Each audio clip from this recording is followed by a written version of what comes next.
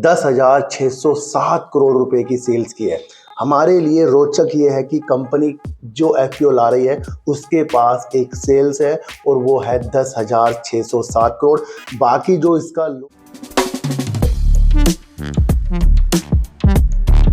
आप देख रहे हैं डीप सर्च 6 और आज बात करेंगे वोडाफोन आइडिया और ट्राइडेंट की। सर देखो सर, वोडाफोन आइडिया ने अपना रिजल्ट में अपना घाटा जो है बढ़ा दिया, पर उसके बाद भी शेयर नहीं गिरा है।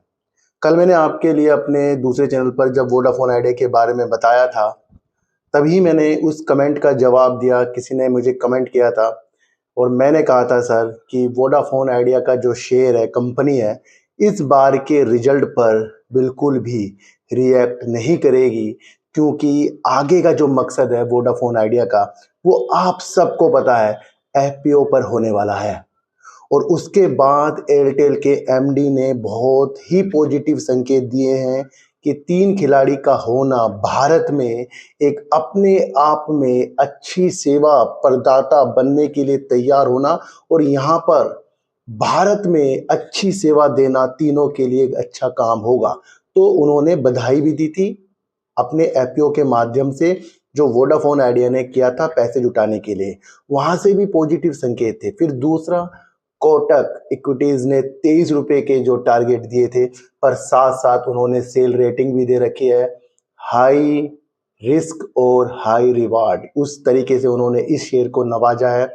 ये सारी चीजें हो चुकी हैं, पर आपको देखना है क्या इसने अपना 4G का विस्तार और 5G लाने वाली चीजें हमें बताई हैं, क्योंकि जो ये रिजल्ट आ रहा है वो सारा का सारा जो इसने पिछला काम किया था उसके आधार पर है।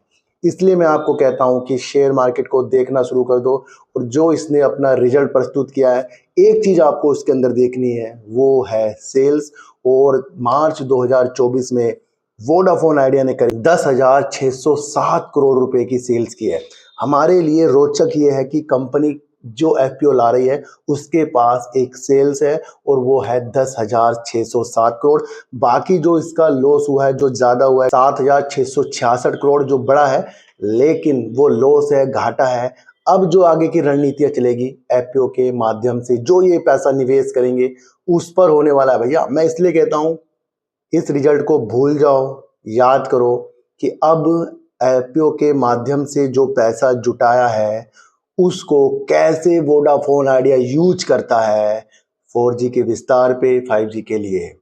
ध्यान रखना बहुत जरूरी है। वो दोनों करके अगर वोडाफोन आइडिया कुछ क्वार्टरों बाद कुछ इंप्रूव होता है तब इसके अंदर अच्छी चीजें बनेंगी। फिर भी एक चीज मैं आपको बताऊं, वोडाफोन आइडिया पॉजिटिव है और लंबे समय के लिए पॉजिटिव है, ये आपको समझना है। दूसरा, मार्च के बाद एकदम से अप्रैल का भी डाटा आ गया है और जिसके अंदर यहाँ पर हमें देखने को मिला है कि सरकार जो 32% करीब की थी उसने अपनी हिस्सेदारी को कम कर लिया है।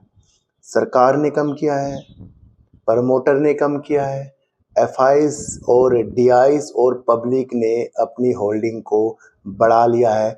जहां मार्च 2024 में प्रमोटर जो 48.91% थे, अब वो हो गए हैं 36.88%। तो ये भी आपको सोचना है।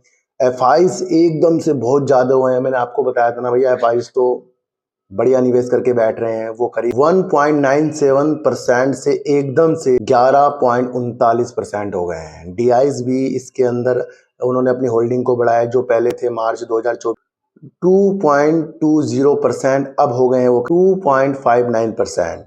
और गवर्नमेंट, जो मैंने आपको कहा था, उन्होंने अपने हिस्सेदारी को कम किया, जो पहले 32.33% थी, अब गवर्नमेंट अपना पैसा कमा कर जा चुकी है, क्योंकि उसने 10 रुपये कर था तो वो 24.27% रह गई है। ये डाटा पहले आ चुका था, मैं आपको आज बता रहा हूँ। दूसरा, पब्लिक भी इसके अंदर जैसे एफपीओ के माध्यम से उन्होंने अपनी होल्डिंग को बढ़ाया, अलग अलग तरीकों से बढ़ाया, 14.69% से 24.88% हो गई है। भैया लंबे समय के लिए इस शेयर पर ध्यान देना पड़ेगा। प्रमोटर की होल्डिंग कम होना, एफआईज डीआईज की बढ़ना, सरकार की कम होना, इस बात का भी सबूत होता है कि सबको अपना फायदा चाहिए। और अगर जल्दबाजी में हम इसके अंदर बहुत अच्छे मुकाम देख रहे हैं, उसे हमें त्यागना चाहिए, क्योंकि जल्दबाजी में पब्लिक ज़्यादा हो जाती है, फिर वो पब्लिक बहुत ज़्यादा रहती है, फिर धीरे धीरे वो कम हो जाती है। तो बहुत आसान होता है पब्लिक के हाथों में शेयर देना, उनसे हाथों से लेना बहुत आसान होता है।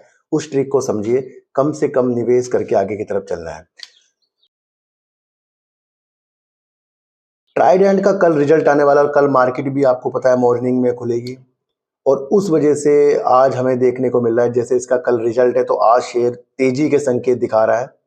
इससे पहले भी जो कंपनी का रिजल्ट आया था धमाकेदार आया था, पर हर एक रिजल्ट अच्छे आने से शेयरों में कोई फर्क नहीं पड़ता कि हम सोचे बहुत तेजी की तरफ भाग जाएंगे। भैया अगर आपको मल्टीबैगर शेयर की तलाश है ना, तो मैं आपको इतना यकीन दिला सकता हूं कि ट्राइडेंट उस लेवल पर आता है, क्योंकि ये यान के साथ साथ केमिकल, पेपर, टेक्सटाइल पर और टॉवल्स में और बेडशीट में एक से एक चीजें करता जा रहा है। कई चीजों के साथ इंडिया में अपनी उमंगों को अच्छा करेगा, यानी कि अपने व्यापार को बढ़ाएगा, और ब्रांड की जो एडवर्टाइजमेंट करेगा वो करेगा करीना कपूर करेगी।